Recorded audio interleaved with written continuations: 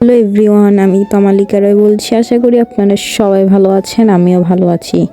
আজকের ভিডিওটা আমাদের পঙ্খিকে নিয়ে শুরু করলাম। সে হচ্ছে তার পিসির সাথে আমাদের বাসায় গেছে।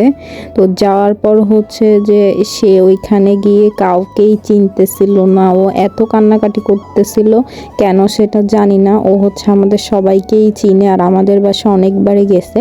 ও কেন কান্নাকাটি করতেছিল সেটা জানি না। আর ও হচ্ছে কোল থেকেই নামতেছিল না, শুধু কান্না করতেছিল। ওকে এত খেলনা দেওয়া হয়েছিল কিন্তু ও নামতেছেই না। ও হচ্ছে এক নাগাড়ে কান্না করতেছে।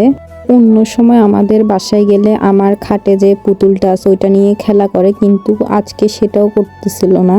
পর পঙ্খিদের বাসায় নিয়ে আসলাম। আর ওদের বাসায় আজকে অনেক মানুষ দাওয়াত করছিল, ওর মা ব্যস্ত ছিল, সেই জন্য হচ্ছে ওকেই আমি খাওয়ারটা খাওয়াই দিচ্ছিলাম।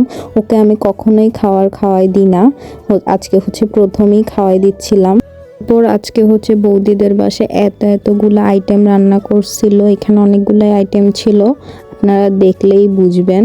পর পঙ্খিকে দেখেন, সে হচ্ছে এখন এতই দুষ্টু হয়েছে। আগে হচ্ছে খাটের মধ্যে দাঁড়ায় জগের পানি টান দিয়ে ফালাই দিত, আর এখন হচ্ছে সে টেবিলে উঠাও শিখে গেছে। সে এখন খাটের থেকে লাফ দিয়ে টেবিলে উঠে যায়, টেবিলে উঠে বসে টেবিলের জগের পানি যত জিনিসপত্র আছে সবই ফালাই দেয়।